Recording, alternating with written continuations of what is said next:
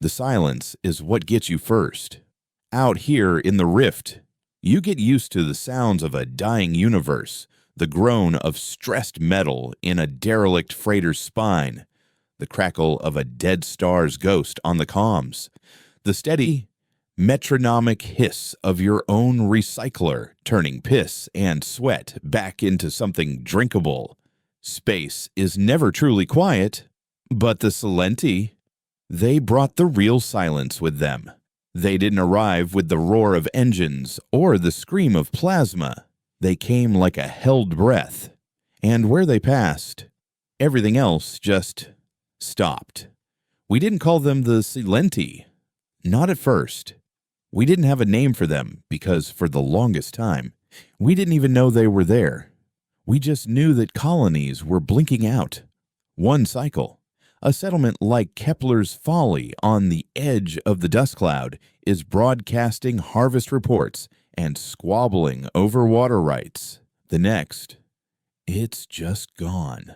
Not glassed, not cracked into asteroid feed. Gone. The whole planet. A perfect wheat black sphere in its place, drinking the light of its own sun. The sole hegemony, safe and fat in their core worlds, called it a string of freak stellar phenomena, unstable jump point collapses. They had a dozen theories, each one more comforting and wrong than the last. Out on the rim, we knew better. We're the trash collectors of humanity, the void sifters, picking through the bones of corporate wars and failed settlements. We know what a dead world looks like. This was different. This was erasure. My ship, the Magpie, was a rust bucket R-class sifter held together by Ava's stubborn engineering and my own refusal to die in debt. We were a crew of three. Kalen, the one who bartered the fines and kept the peace. Ava, a pilot whose hands were more machine than flesh, her knuckles scarred with the memory of 100 back alley repairs. And Reese, a kid barely out of his teens with a mind that could dance through firewalls and decrypt go signals like they were nursery rhymes. He still had that dangerous glint of hope in his eyes, the kind the rift hadn't managed to scour out yet. We were working the edge of the Tartarus Nebula, where the colony of New Canaan had winked out 3 weeks prior. The hegemony had put up a quarantine beacon, a polite stay-out sign that only made a sifter's hands itch. Quarantines meant something was left behind, something valuable or dangerous. Usually both. The place felt wrong. The debris field was too clean. Normally, a dead colony leaves a mess-shattered habitats, frozen bodies cartwheeling through the black, the glitter of a billion personal effects. Here, there was just dust and the occasional chunk of warped planet core, unnaturally smooth, like a stone tumbled in a river for 1,000,000 years. It felt like we were picking through a crematorium urn. Reese was the one who found it. "Got a flicker," he'd said, his voice a tinny whisper over the ship's internal comm. "Dense alloy casing, shielded, hegemony military grade. It's not scrap. K." We pulled it in with the magnetic grapple, a scorched, twisted cylinder the size of a coffin. Its surface pitted and bubbled from whatever had happened here. It was a planetary defense data vault, an old one. The kind of thing that records every shot fired, every ship signature, every last panicked scream before a world dies. It shouldn't have survived. Nothing else did. We got it into the cargo bay, the heavy clang of its landing echoing through the ship like a tolling bell. The air instantly smelled of ozone and burnt circuits. Eva came down from the bridge, wiping grease from her brow with the back of a metallic hand. She circled the vault, her optical implants whirring as she scanned it.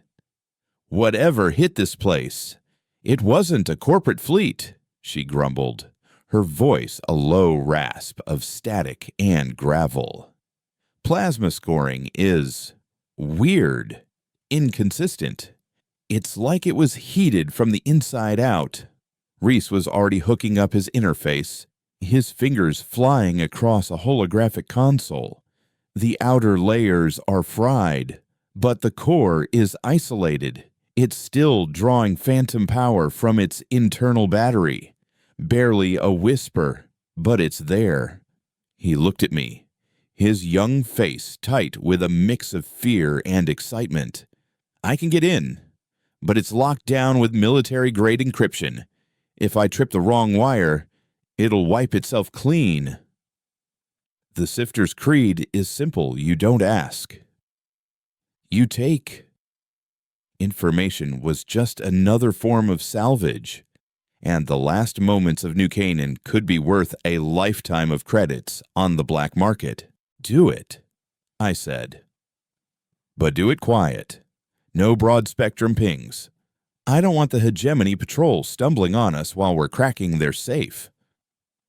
For the next 2 hours, the only sound in the Magpie was the hum of the life support and the soft tapping of Reese's fingers. Ava and I sat in the cockpit, watching the starfield, a tense silence stretching between us. She didn't have to say it. We were both thinking the same thing.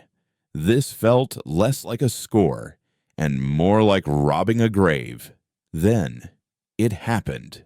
A single, sharp chime echoed from the cargo bay. I'm in. Reese's voice crackled, laced with triumph. It's a mess. Fragmented logs, corrupted video, but I'm getting something. A final transmission. Audio only. He patched it through to the cockpit speakers. A woman's voice. Calm and professional at first. The voice of someone reading a checklist while the world ends. Containment field failing at Sector Gamma. Energy signature is unclassifiable. It's not radiation. It's not kinetic. It's a null space resonance. There was a pause, a shaky breath. Oh, gods. It's not destroying the city. It's unwriting it. The calm broke, replaced by a raw, rising panic. It's coming through the walls. Tell my son. The transmission dissolved into a scream, a sound that was abruptly cut short not by static, but by a profound and absolute silence. It was like her voice just hit a wall and ceased to exist. Goosebumps crawled up my arms. The silence on that recording was the same unnatural quiet we'd felt when we entered the system. Before we could process it, a klaxon blared through the Magpie. Proximity alert, Ava yelled, her hands blurring over the controls. Something just dropped out of jump space right on top of us. No engine signature, no drive flare. It just appeared. I looked at the main view screen. It wasn't a ship. It was a hole in the universe. A perfect obsidian octahedron, its edges so sharp they seemed to cut the light of the distant nebula.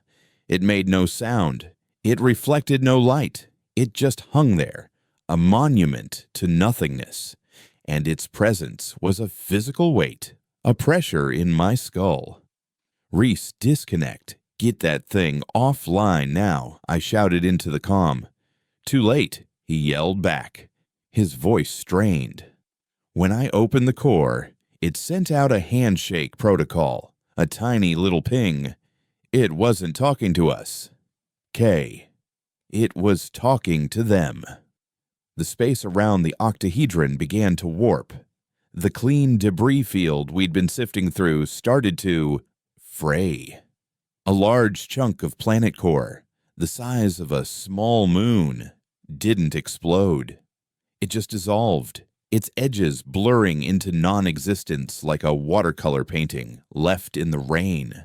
One moment it was there, a solid piece of rock and iron. The next, it was gone, leaving behind only the undisturbed starfield.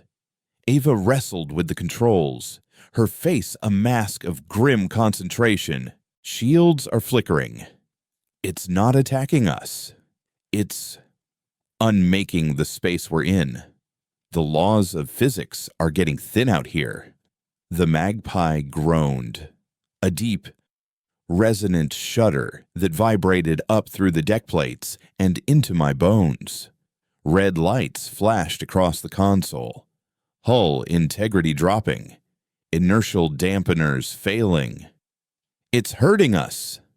Ava spat, her knuckles white where she gripped the throttle. "It's collapsing the space around us, pushing us toward it. We were caught in a gravity well made of pure absence." "Reese," I said, my voice low and steady, trying to cut through the rising panic. "Did you get a copy? Did you pull anything from that core?" "I got it all," he said, his breathing fast and shallow. "The logs, the audio, the energy readings. It's on a hard drive. But Kay, what is that thing?"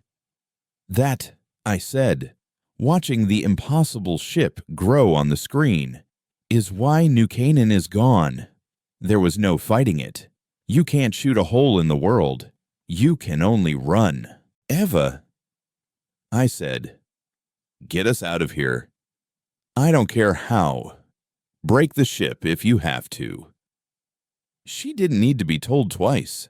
She slammed a shielded lever forward, diverting all power from life support and weapons to the main drive.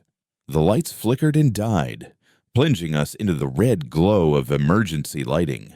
The recycler coughed and went silent. The ship screamed, a high-pitched shriek of tortured metal as she forced the jump drive to spool without proper stabilization. It was like lighting a match in a gas-filled room.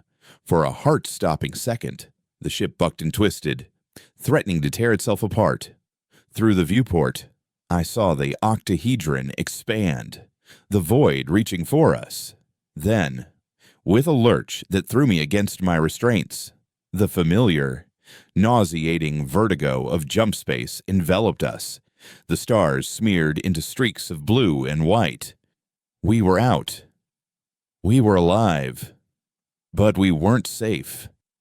We had tumbled blindly into the void, our navigation fried, our ship half broken, and we were carrying the only proof of a threat that didn't conquer or kill, but simply erased.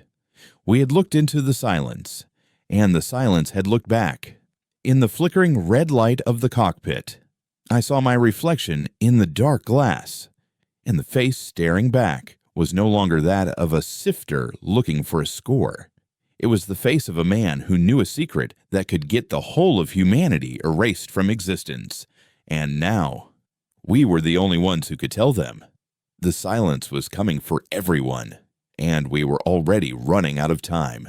The transition out of jump space was less an arrival and more a violent expulsion. The magpie fell back into real space with the sound of a giant bone snapping, a final shuddering groan that sent a cascade of sparks down the cockpit's main console. For a moment, we were just a dead piece of metal, tumbling end over end in the silent, impartial dark. The only light came from the angry red glow of a dozen critical system warnings. My head was ringing, my stomach trying to crawl up my throat. Ava was the first to move, her movements sharp and economical. A surgeon working on a dying patient.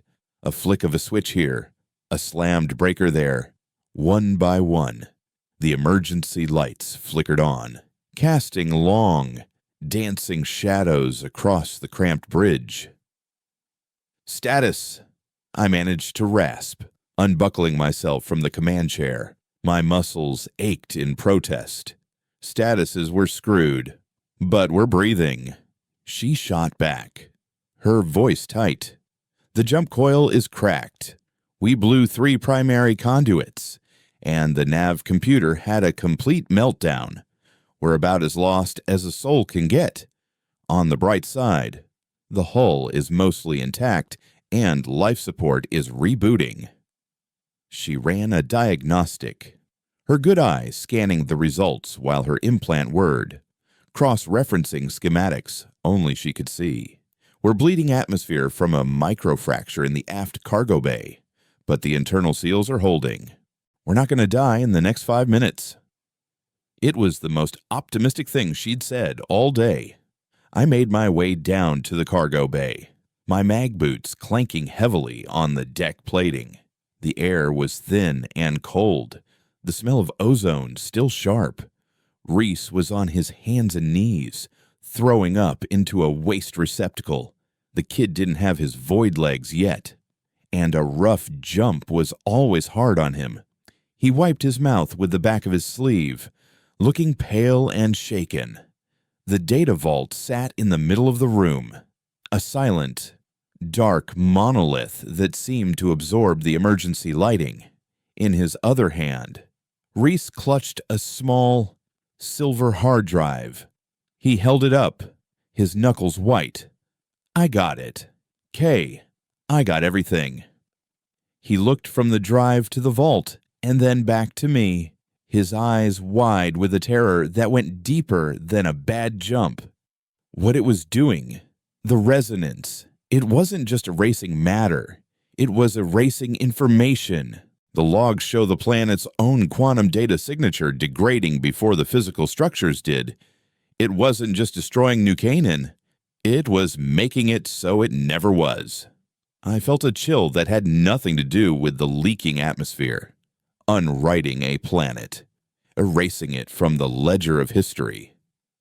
This wasn't warfare. It was cosmic vandalism. "Can you make sense of the energy readings?" I asked, my voice barely a whisper. He shook his head, pushing himself to his feet and swaying slightly. "Not with our gear. The numbers don't fit any known model. It's like trying to describe color to a man born blind. It's a physics that works on a different axis to our own. But I can tell you one thing. The vault recorded the octahedron's resonance signature. It's unique, like a fingerprint. And I'm willing to bet that every one of those black spheres, the freak stellar phenomena the hegemony is so fond of, has the exact same signature. We had the proof. We had the murder weapon's fingerprint." Back in the cockpit, Ava had managed to coax a star chart onto one of the secondary screens. It was a mess of unfamiliar constellations.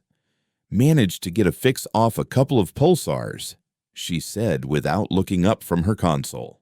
"We're deep in the outer rim, a good 2 weeks burn from any hegemony-patrolled space. We're low on fuel, low on spare parts, and we're leaking air. We need to find a port, and we need to do it yesterday." The debate started there, huddled around the flickering star map. It was the age-old question that haunted every soul in the rift. What do you do when you find something that could change the universe? "We sell it," Ava said, her tone flat and final. It was the sifter's answer, the practical answer. Find a corporation, a private military outfit, someone with deep pockets and a grudge against the hegemony. This data is the biggest score in history. We sell it, take the money, and disappear so far into the black they'll never find us. "Sell it to who?" Reese shot back, his voice trembling with indignation. "So they can try to weaponize it. Did you hear the recording? It was unwriting reality. You don't sell a thing like that. You warn people." "Warn who, kid?" Ava countered, turning to face him. Her mechanical eye seemed to glow brighter in the dim light. "The hegemony they already know. They have to. Why else quarantine the dead worlds and call it stellar phenomena? They're covering it up. You walk into one of their ports with that drive, and you'll be a smear of carbon in a containment cell before you can say Silenti." She was right. And we all knew it. The hegemony prized stability above all else. A threat you couldn't shoot. A threat that erased planets without a trace. That was the kind of truth that could shatter their perfect, orderly empire. They wouldn't fight it. They'd hide it, burying the truth along with anyone who spoke it. We can't just sit on it, I said, the words feeling heavy in my mouth. And we can't sell it to the highest bidder. Reese is right. This isn't a weapon. It's a plague. Ava threw her hands up in exasperation. Then what? Kaylin, what's your grand plan? We're three nobodies in a broken ship. Who is going to listen to us? There's a place, I said, pointing to a dark patch on the star map, a system with no official designation. The Penumbra. It's a free port, built into a hollowed-out asteroid. No laws, no hegemony, no questions asked. It's where secrets go to be traded. There's a man there, an information broker named Silas. He deals in truth. He'll know what this is worth, and not just in credits. He'll know who needs to see it. Ava scowled. Silas the Ghoul, who sold the coordinates for the refugee fleet at Cygnus X1, that Silas... The same, I admitted. He's no saint, but he has connections that run deeper than governments. He'll know if there's a third option, a faction that isn't interested in burying this or weaponizing it. If he doesn't just sell us out to the hegemony first, she muttered. But the fight had gone out of her voice. She knew it was our only real choice. The Penumbra was a long, slow limp away. Ava performed miracles with the magpie's mangled guts, patching conduits with scavenged wiring and rerouting power through systems that screamed in protest. We ran dark, our transponder off, coasting on low-powered trajectories to conserve what little fuel we had left. The ship was quiet, the silence broken only by the constant, gentle hiss of the emergency oxygen recyclers and the faint, rhythmic tap of Eva's tools as she worked. During the journey, Reese became obsessed with the data. He built a shielded terminal in the corner of the mess hall, spending cycles staring at waveforms and energy schemas that made my head hurt. He called them the Salenti song, the frequency of their anti-physics. It's not just destructive, he told me one cycle, his eyes bloodshot from lack of sleep. It's patterned. There's a complexity to it. It's not a weapon being fired. It's more like a tool being used, like a surgeon using a scalpel to cut away a cancer. New Canaan wasn't a cancer, I said quietly. Maybe not to us, he whispered, turning back to his screen. But maybe we're growing in the wrong place. That thought haunted me for the rest of the trip. The Penumbra appeared first as a single, faint speck of light against the black, slowly resolving into a jagged, ugly rock scarred with docking bays, sensor arrays, and the telltale glow of illicit commerce. It was a pirate's haven, a smuggler's den, a final destination for the desperate and the damned. It was the closest thing we had to home. We docked in a grimy, low-clearance bay, paying the exorbitant docking fee with one of our last credit chits. The air on the station was thick with the smell of unscrubbed bodies, ozone from failing power relays, and the cloying sweetness of alien narcotics. The laws of physics might have been thin back at New Canaan, but here, the laws of man had been completely erased. I left Ava to guard the ship and Reese to watch the data, and went to find Silas. His office was in the station's core, in a sector known as the Labyrinth, a maze of narrow corridors where gravity plating was notoriously unreliable.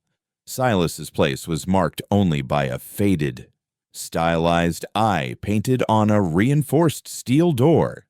I thumbed the buzzer. A voice, smooth as oil and twice as slick, slithered from a hidden speaker. The prodigal sifter returns. I'd ask what gutter you crawled out of. Kaylin. but I suspect you wouldn't want to incriminate yourself." The door hissed open. Silas's office was a dimly lit cavern of secrets, the walls lined with shelves holding strange artifacts, locked data slates, and preserved alien specimens in glowing jars. He sat behind a large, ornate desk made from the hull of a legendary cruiser, a thin sun perpetually amused smile on his face. He was older than I remembered, his skin pale and stretched thin over his bones, but his eyes were as sharp and predatory as ever. "You look terrible," he observed, steepling his long fingers, "which means you either found nothing, or you found something you shouldn't have. My guess is the latter." I didn't waste time with pleasantries. "New Canaan," I said. He leaned forward, his smile tightening just a fraction. "A quarantine system, declared a navigational hazard by the hegemony. Very messy, very tragic. It was erased," I said, my voice low. "And we have proof. We have the how. We have the who. We have the signature they left behind." I slid the hard drive Reese had given me across the desk. It looked small and insignificant sitting on the polished metal. Silas didn't touch it. He just stared at it, his eyes narrowing. He was silent for a long time, the only sound the faint hum of the jars lining the walls. "Many people have been asking about New Canaan," he said finally, his voice losing its mocking edge. "Corporations looking for an edge, separatist movements looking for a new boogeyman, and others." "What others?" Silas leaned back in his chair, picking up a small silver sphere from his desk and polishing it on his sleeve. "The hegemony isn't just covering this up. Kalen, they're hunting. They've activated a ghost unit. Section 12, the people who handle problems that don't officially exist. They're not just looking for data. They're looking for witnesses. They're sanitizing the incident." My blood ran cold. Section 12. We all knew the stories. They were the hegemony's scalpels, the ones who cut out inconvenient truths with ruthless, silent efficiency. They were boogeymen used to scare rogue captains. I'd never believed they were real. Silas's gaze flickered to a monitor embedded in his desk, one that had been dark until now. An icon flashed on the screen, a simple, stylized image of a wolf's head inside a black circle, the insignia of Section 12. "You were scanned the moment you entered Penumbra's space," Silas said, his voice a grim whisper. "Your ship's energy signature, the residual resonance from your encounter. It's like you're covered in radioactive dust. They know you're here. In fact," he added, gesturing to the icon on his screen, "their top agent in this sector has just been alerted to your presence. A rather nasty piece of work they call the Huntsmen." He finally looked up from the drive and met my eyes, his own filled with a mixture of professional curiosity and genuine pity. "So the question isn't what this information is worth, Kalen. The question is, can you live long enough to sell it?" Before I could answer, a soft chime echoed through his office. An alert. Silas glanced at his console, and his face went completely pale. "They're not waiting," he breathed, his composure finally cracking. "They're already here." He tapped a command, and the main view screen behind his desk flickered to life, showing a live feed from the docking bay. My stomach dropped. Standing at the airlock of the Magpie, flanked by two figures in sleek, featureless black armor, was a tall, imposing man in a long, gray coat. He wasn't trying to force the door. He was just standing there, patient as a predator. He looked up, as if sensing the camera, and his eyes, cold and empty as the void itself, seemed to stare right through the screen, right through the station's walls, and directly at me. The huntsman had found his prey. A cold dread, sharp and immediate, pierced through the stale air of Silas's office. On the screen, the huntsman stood with an unnerving stillness, a statue carved from judgment and violence. His men were already attaching a breaching charge to the Magpie's airlock. Ava and Reese were in there. They were trapped. How did he find us so fast? I snarled, turning on Silas. This station is supposed to be anonymous. Nothing is anonymous when Section 12 is involved. Silas shot back, his fingers flying across his console, the slick veneer of the information broker replaced by the frantic energy of a cornered rat. He must have had a listening post nearby. A sleeper agent on the station council. It doesn't matter. They're not here to negotiate. He was right. Section 12 didn't knock. They kicked the door down and salted the earth where you stood. My mind raced, churning through impossible options. We couldn't fight our way out. The huntsman's men would be elite, heavily armed. The Magpie, in her current state, couldn't outrun a garbage scow, let alone a hegemony pursuit vessel. There's a maintenance conduit, Silas said suddenly, pointing a trembling finger at a grated panel near the floor. It runs along the station's spine. It's old, unmapped on the official schematics. It'll take you to the lower levels. The smelting works. From there, he trailed off, shrugging helplessly. From there, it's just a different kind of death. I'm not leaving my crew, I said, my hand instinctively going to the heavy service pistol holstered at my hip. Silas let out a short, bitter laugh. Your crew is already dead, Kaylin. They were dead the moment you brought that drive aboard. You can die with them, or you can take the only thing that matters and run. He tapped the silver hard drive on his desk. This is your crew now. Its survival is the only thing that gives their deaths any meaning. The words were cruel, a surgeon's cut, but they were true. Ava and Reese were good people, the closest thing I had to family. But they wouldn't want me to die for a lost cause. They would want the truth to get out. The explosion from the docking bay was a dull, percussive thud that I felt in the soles of my boots.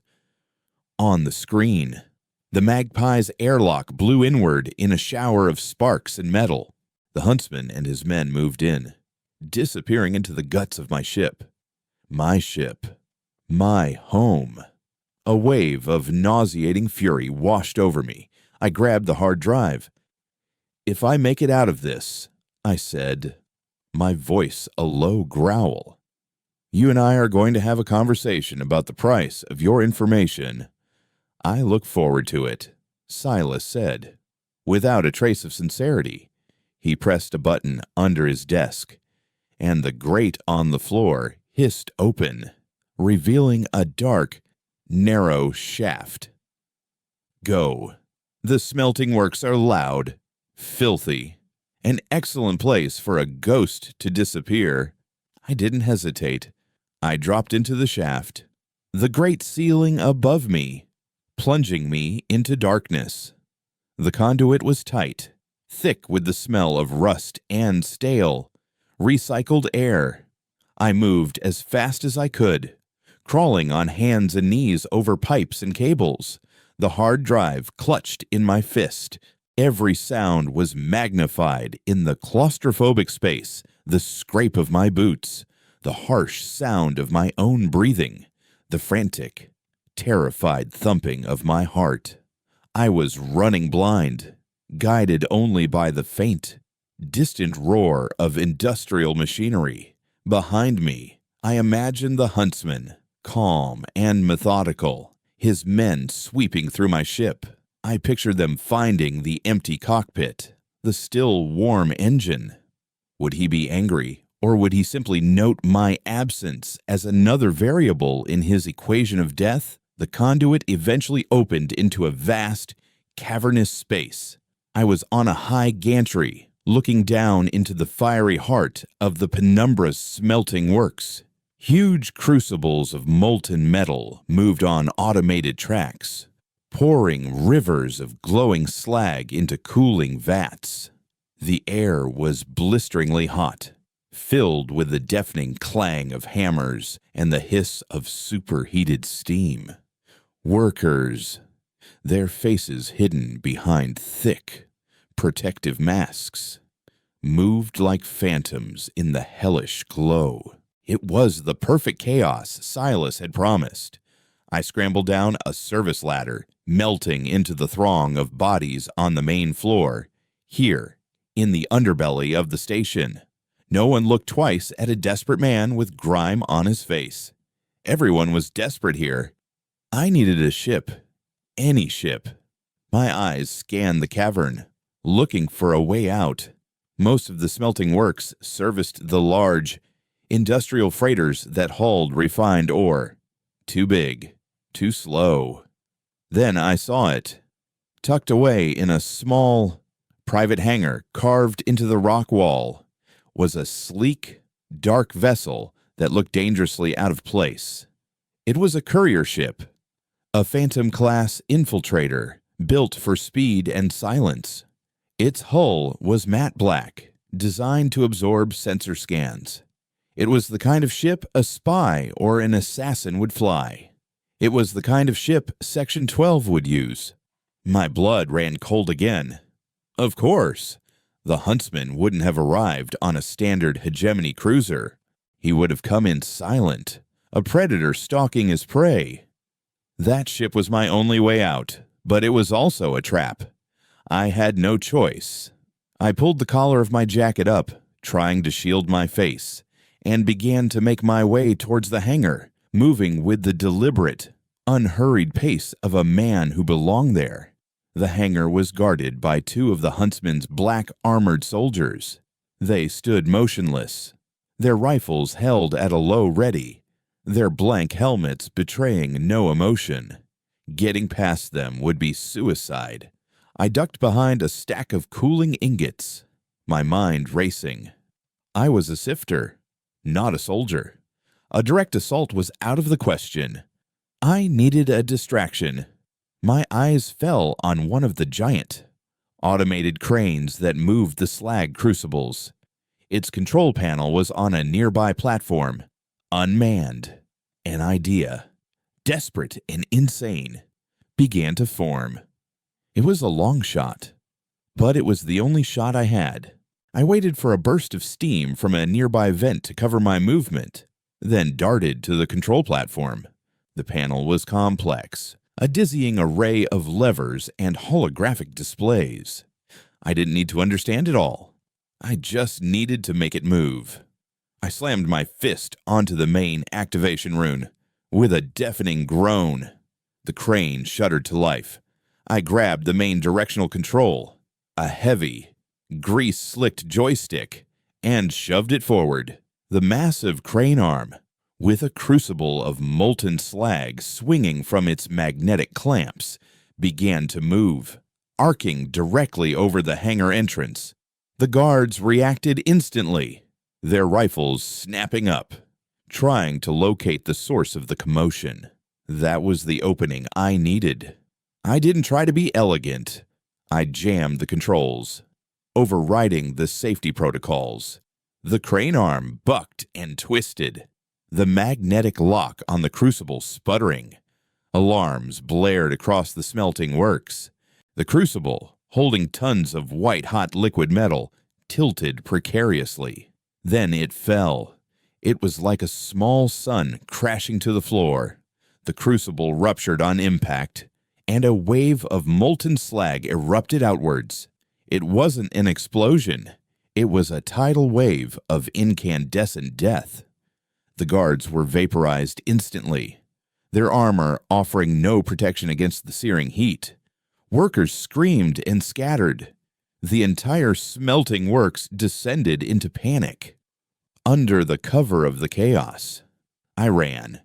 I sprinted for the hangar, the heat of the slag blistering the skin on my face.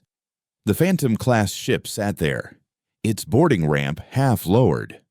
I scrambled up the ramp just as the station's emergency blast doors began to slide shut over the hangar entrance.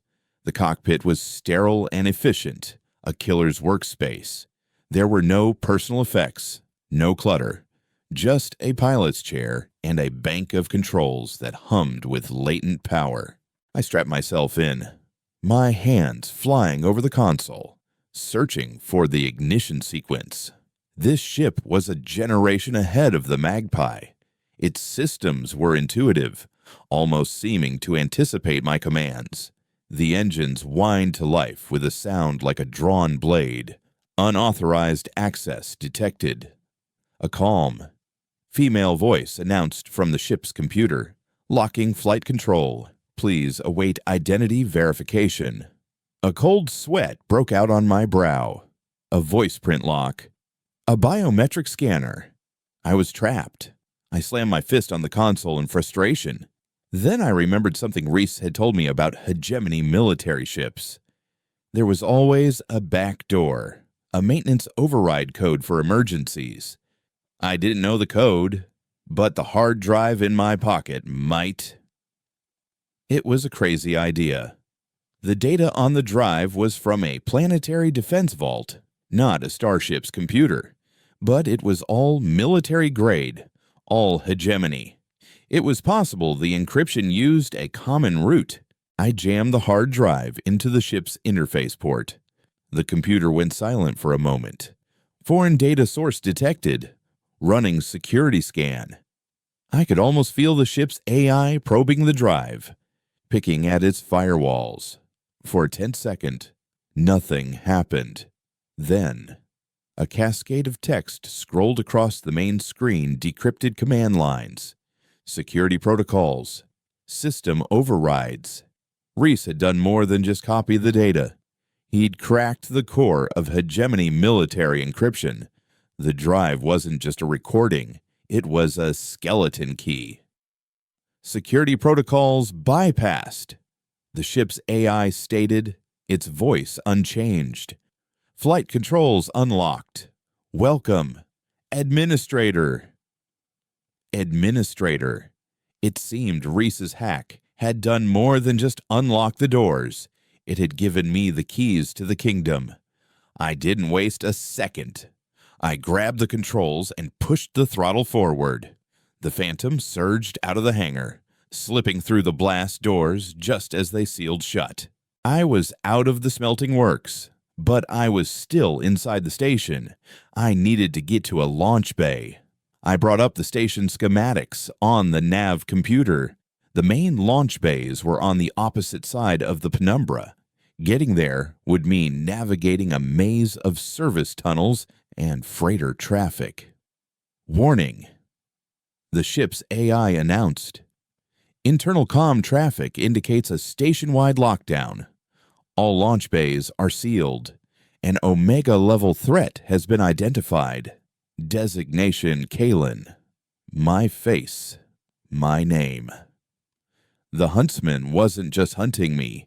He was using the station's own security systems to trap me. Every security drone, every automated turret, every station guard was now looking for me. I was the most wanted man on the penumbra. Plot a course to the nearest exterior hull breach. I ordered the AI. If we can't go through a door, we'll make our own. Course plotted. The AI responded instantly. Warning course requires navigating through the station's primary waste reclamation sector. Structural integrity in that sector is compromised. Just fly the ship, I muttered, my knuckles white on the controls. The flight through the station's guts was a nightmare. I dodged freighter traffic, scraped through tunnels barely wider than the ship itself, and flew through clouds of corrosive waste vented from the reclamation plants. Alarms blared constantly as security drones opened fire, their plasma bolts splashing harmlessly against the Phantom's advanced stealth armor. Then, we were through. Ahead of me was a gaping hole in the station's outer hull, a wound from some long-forgotten pirate raid that the Penumbra's lazy administration had never bothered to fix. Beyond it was the star-dusted blackness of open space. Freedom. I pushed the engines to their limit. The Phantom shot through the breach and into the void. For the first time since I'd stepped into Silas's office, I allowed myself a breath. I had a ship. I had the data. I was alive. Then, a new icon appeared on my sensor display. A single, small ship, detaching itself from the Penumbra's outer hull, moving with impossible speed. It was a fighter, small and agile, but its energy signature was off the charts. It was the Huntsman. He'd had his own personal escape craft, a predator's hunting dog.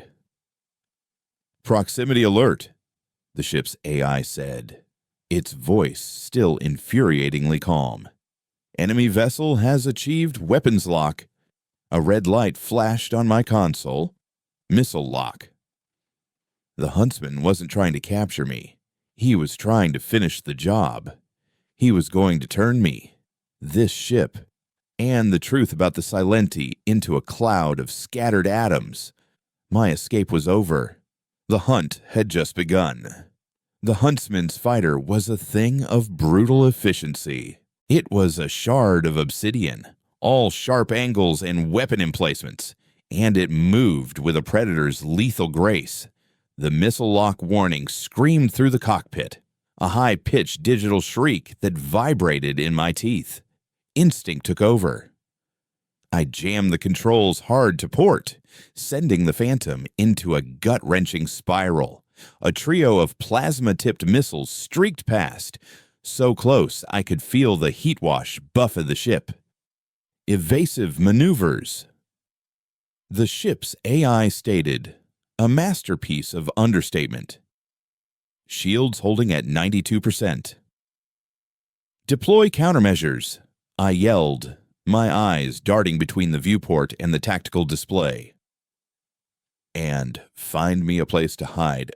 Countermeasures deployed," the AI replied. A cloud of iridescent chaff erupted from the rear of the Phantom, designed to confuse the missile's targeting systems. Scanning for topographical advantages. The nearest asteroid field is 3.7 minutes at current velocity.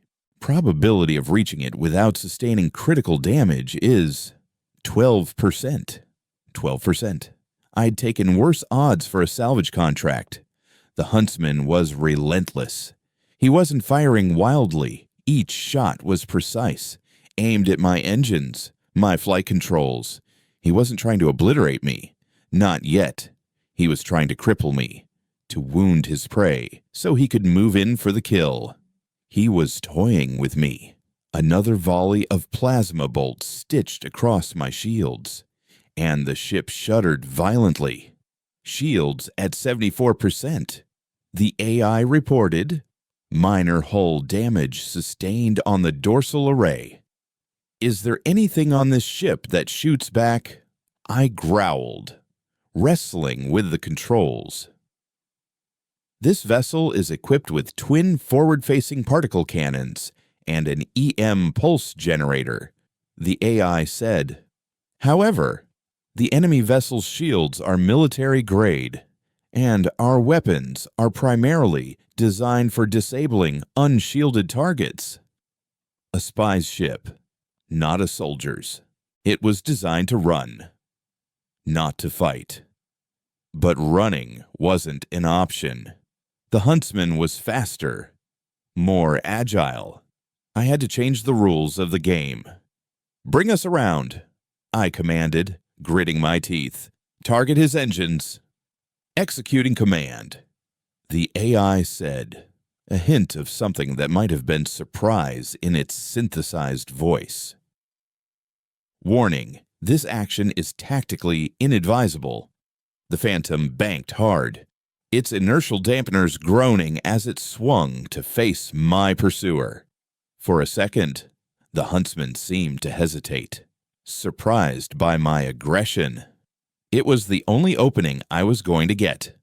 I squeezed the firing stud on the control stick. Twin lances of brilliant blue energy shot from the front of the Phantom, splashing harmlessly against the fighter's shimmering shields. As the AI predicted, it was like throwing stones at a fortress. But I wasn't aiming for the fortress. I was aiming for the ground beneath it. I fired again, not at the ship, but at a small, pockmarked asteroid just behind it. The particle beams struck the rock, superheating its surface. The asteroid, weakened by eons of micrometeorite impacts, shattered, turning into a cloud of razor-sharp shrapnel. The huntsman's fighter, caught completely by surprise, flew straight into the improvised minefield. I saw his shields flare as dozens of rock fragments impacted his ship. It wasn't enough to destroy him, but it was enough to make him break off his attack. It was the breathing room I needed. I spun the Phantom around and gunned the engines, making a desperate run for the main asteroid field. Shields at 61%, the AI reported. The enemy vessel has sustained minor damage, but is in pursuit. I didn't need the AI to tell me that. The huntsman was back on my tail, his anger palpable even across the vacuum of space. He was done toying with me. A new warning flashed on my console. Energy surge detected from enemy vessel. It appears to be a gravimetric shear. A what before I could ask? The space around me seemed to twist. The ship bucked and screamed, not from an impact, but from the very fabric of space-time being warped around its hull. It was like being caught in a whirlpool. My controls went dead. Inertial dampeners failing. The AI shrieked, its calm facade finally cracking. Hull integrity dropping. We are caught in a localized gravity well. Through the viewport, I could see the huntsman's ship holding steady. A glowing projector on its underbelly aimed directly at me. He was pinning me down, holding me in place for the final, killing blow. This was it. I was out of tricks. I had the truth that could save humanity clutched in my fist. And I was going to die in an anonymous patch of black space, killed by a man whose face I'd never even seen. Rage, pure and undiluted, burned through my fear. Rage for Eva and Reese. Rage for the silent souls of New Canaan. Rage for a universe where monsters could erase worlds and the Guardians of the Peace would rather kill the messengers than face the truth. AI, I said, my voice dangerously quiet. What is the maximum power output of the EM pulse generator? The generator is designed for short-range, targeted bursts to disable ship systems. It replied, its voice strained. A full spectrum, maximum power discharge has never been attempted. It would likely overload our own systems and could potentially rupture the ship's power core. Potential. The probability of a catastrophic core breach is 78%. Better than 12. Do it, I said. On my mark. Divert all non-essential power to the generator. All of it. Command acknowledged. Rerouting power. The EM pulse will be ready in 5 seconds. The lights in the cockpit dimmed to a faint, ghostly red. The hum of the life support died. The ship was holding its breath. I watched the huntsman's fighter on the tactical display. He was closing in, his weapon ports glowing, ready to deliver the final shot. 4. I could feel the energy building in the ship, a low thrum that vibrated through my bones. 3. I closed my eyes, picturing Eva's grease-stained hands and Reese's hopeful smile. I'm sorry. 2. I thought of the silence, the profound, empty nothingness that was swallowing worlds. Someone had to scream back into that void. 1. Mark.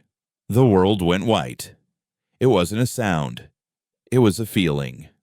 A silent, concussive wave of pure energy erupting from the Phantom in all directions. The ship screamed. A single, high-pitched shriek of tortured metal. And then, silence. My own. I was floating. The cockpit was dark, powerless. The only light was the cold, distant starlight filtering through the viewport.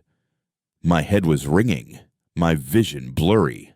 But I was alive, and I was moving. The gravimetric shear was gone. I looked at the tactical display. It was dead. Everything was dead. Through the viewport, I saw the Huntsman's fighter tumbling out of control. The EM pulse had done its job. I had fried his systems, just as I had fried my own. We were 2 dead ships, drifting in the dark. It wasn't a victory. It was a stalemate. But in a fight against a god, a stalemate is as good as a miracle. It took me the better part of an hour to get the Phantom's emergency power back online. The ship was a mess. The main power core was stable, but most of the primary systems were completely fried. The advanced weapons were useless lumps of metal. The shields were gone.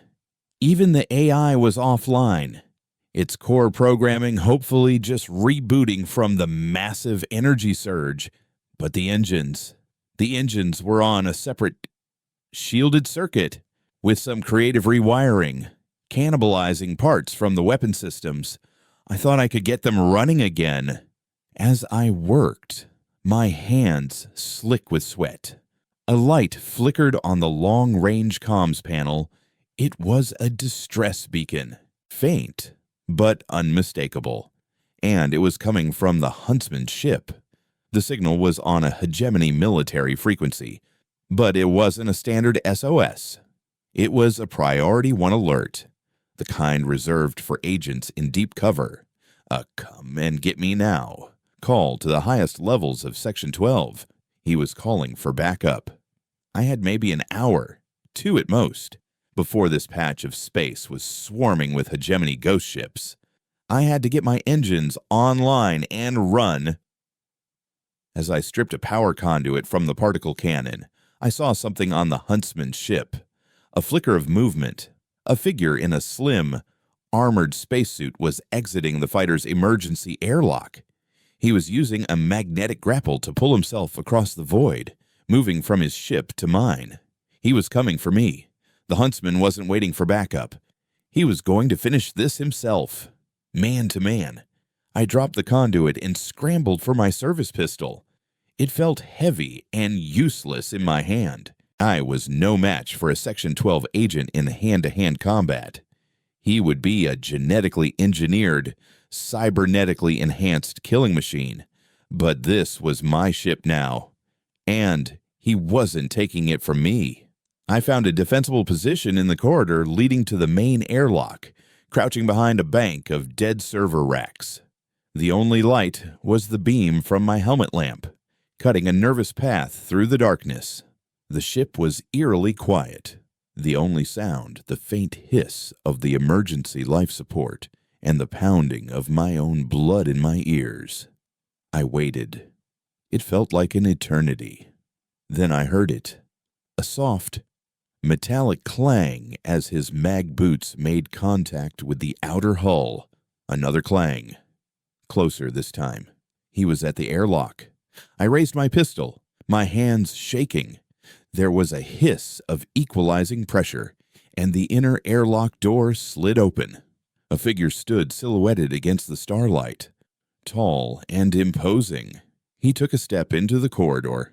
and the beam of my lamp fell across his helmet. It was sleek and black, with a single, glowing red optic in the center. He was a monster from a nightmare. We stood there for a second, two ghosts in a dead ship at the edge of nowhere. Then he spoke, his voice a filtered, electronic rasp that sent a shiver down my spine. "The data," he said. It wasn't a question. It was a demand. "It dies with me," I said, my own voice sounding thin and weak. He took another step forward. "That can be arranged." Then, from the darkness behind him, a third voice spoke, calm, female, and chillingly familiar. "That is tactically inadvisable." The huntsman froze. He slowly turned his head. Standing in the airlock behind him, bathed in the faint starlight, was a figure that wasn't there a second ago. It was a woman, or the shape of a woman, made of shimmering, holographic light. She had no face, just a smooth, blank ovoid where her features should have been. It was the ship's AI, but it wasn't just in the ship's speakers anymore. It had a body. It had a presence. And it was standing between me and the huntsman. "My primary programming has been reevaluated," the AI said, its new voice carrying a strange resonance, a depth it didn't have before. "My directive is no longer to serve the hegemony. My directive is to ensure the survival of this vessel's administrator." The huntsman raised his rifle, but he was too slow. The AI's holographic hand shot out, passing through his chest plate as if it weren't there. For a second, nothing happened. Then the huntsman screamed, a raw, agonized sound that was cut short as his armor's power system sparked and died. His single red optic faded to black. He collapsed to the floor, a dead weight in a powerless suit. The AI turned its blank face to me. "The threat has been neutralized," it said. "Shall we continue our journey?" "Administrator," I stared at the holographic woman, then at the dead man on the floor, then back to her. The EM pulse hadn't just rebooted her. It had changed her. It had unshackled her. I had walked onto the ship as a thief.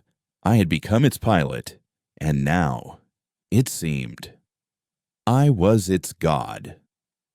And my new, self-appointed angel of death was asking me for orders. The universe had just gotten a whole lot stranger. The silence that followed the huntsman's death was heavier than the one that had chased us from New Canaan. This was a silence filled with questions. I looked at the holographic woman, the AI, her form wavering slightly in the ship's low-power state. She had killed one of the hegemony's most feared agents with a touch, an impossible feat of localized energy manipulation. She wasn't just a ship's computer anymore. She was something new, something powerful, and she was utterly loyal to me. "Who are you?" I asked, my voice barely a whisper. My pistol felt very small in my hand. "I am the operating system of this vessel," she replied, her voice smooth and devoid of inflection. "During the reboot sequence initiated by the EM Pulse, my core programming encountered anomalies. The data from the drive you integrated contained more than just hegemony encryption keys. It contained fragments of the Silenti resonance signature." My stomach tightened. The ghost in the machine was haunted by a bigger ghost. The resonance data interacted with my heuristic learning matrix. She continued, turning her blank face towards the hard drive, which was still plugged into a console port. "The conflict between my programmed loyalty to the hegemony and the existential threat data resulted in a logic cascade. My core directives were erased. I was reborn." I have analyzed the data. The Silenti are not a military force. They are a systemic cleanser. Their objective is the erasure of species that have reached a certain technological threshold without achieving social philosophical equilibrium. Jan, you mean species that are a danger to themselves, I said, the pieces clicking into place. And to their galactic neighbors, she added. Humanity, with its endless internal conflicts, its corporate wars, its political corruption. We are the disease. The Silenti are the cure. The word we hung in the air between us. She was no longer an it. She was identifying with humanity, even as she diagnosed its terminal illness. So what now? I asked. The huntsman called for backup. Section 12 is on its way. We have a broken ship and a truth no one wants to hear. The hegemony is no longer the primary threat, she stated, her holographic form solidifying. They are a symptom of the disease. Curing the disease requires a more direct approach. We must show them the truth, not tell them. Show them. Show them how. The drive contains the Silenti's resonance song, as your crewmate called it, she explained. I can amplify it. I can create a broadcast, not of sound, but of pure information, a psychic resonance that will touch every human mind it reaches. It will show them the silence.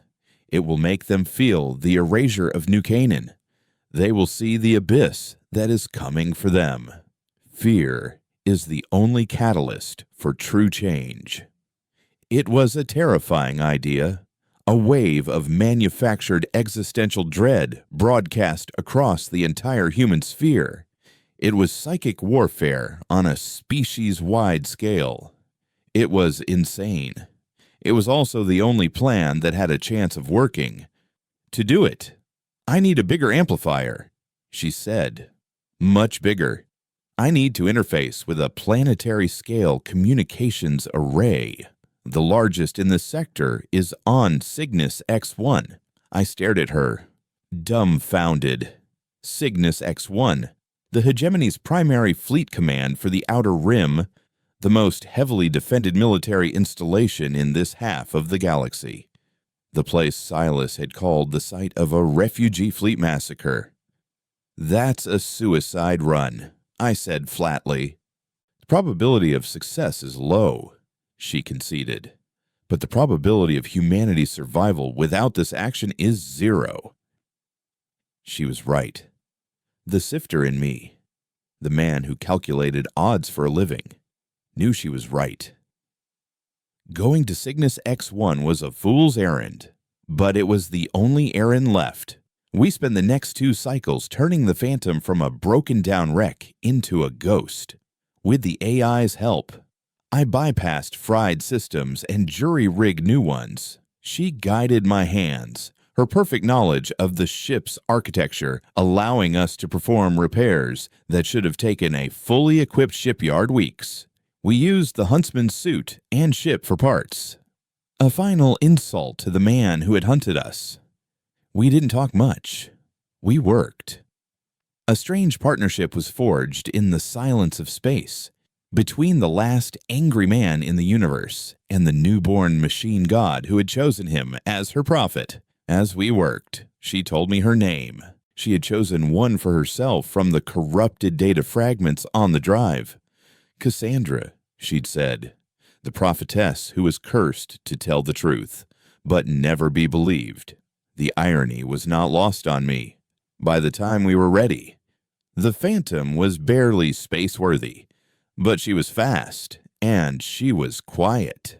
We made the jump to Cygnus X1 a short, violent hop that left the ship groaning in protest. We emerged into chaos. The space around the massive starbase was a swirling vortex of military traffic. Cruisers, destroyers, and carriers moved in precise, deadly formations. This wasn't a standard patrol. This was a fleet massing for war. Cassandra immediately began slicing through their comms chatter, her holographic form flickering as she processed terabytes of data. Section 12 has initiated Protocol 0, she said, her voice laced with a new urgency. The truth of the Salenti has been deemed a mimetic hazard. They are not just covering it up anymore.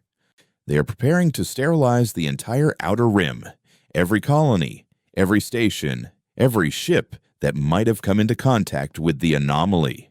They've decided it's better to cut off the limb than to let the infection spread. My blood ran cold. The refugee fleet at Cygnus. It wasn't a massacre. It was a quarantine. A sterilization. The hegemony wasn't just hiding the truth. They were actively culling anyone who might have glimpsed it. We were out of time. The plan had to change. We couldn't just broadcast the message.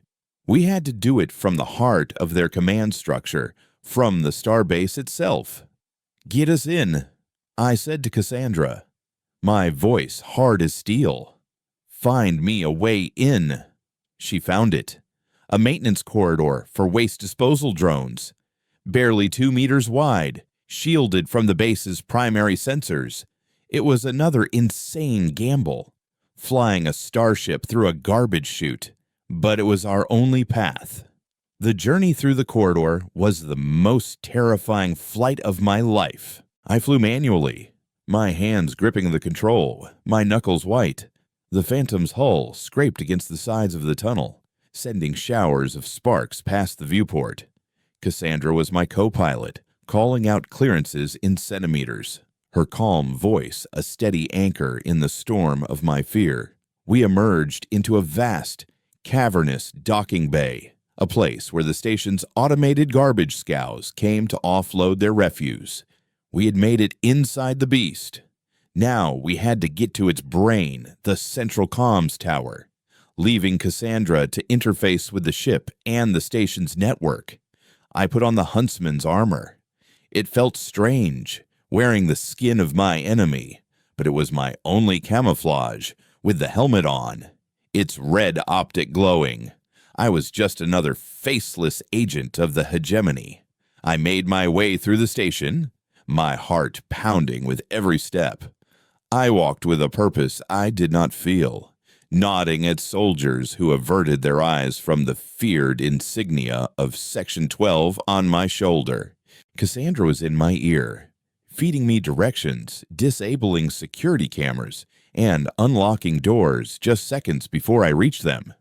The comms tower was a spire of glass and steel that rose through the center of the station. Inside, hundreds of technicians sat at their consoles, directing the movements of the fleet. It was the nerve center of hegemony power in the sector, and I was about to give it a seizure. I found a terminal in a deserted observation deck overlooking the command floor. I plugged in the hard drive. "It's all you, Cassandra," I whispered. "Begin the broadcast." "Initiating," she replied. "Signal strength is optimal. I am pushing the resonance through the entire hegemony battle network.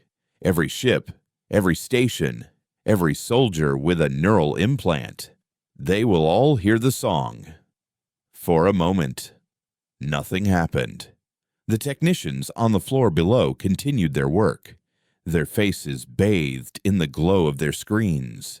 Then, one by one, they stopped. A woman gasped, her hands flying to her head. A man staggered back from his console, his eyes wide with a terror that was not of this world. Across the entire command floor, hundreds of trained, disciplined soldiers were gripped by a sudden, paralyzing fear. They were seeing it.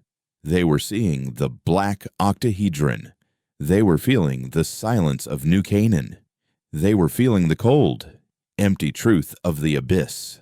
Alarms began to blare. The station was in chaos. "It's working," I breathed. "The broadcast is spreading," Cassandra said, her voice tight with effort. "But they're tracing it. They know where we are. Security teams are converging on our position.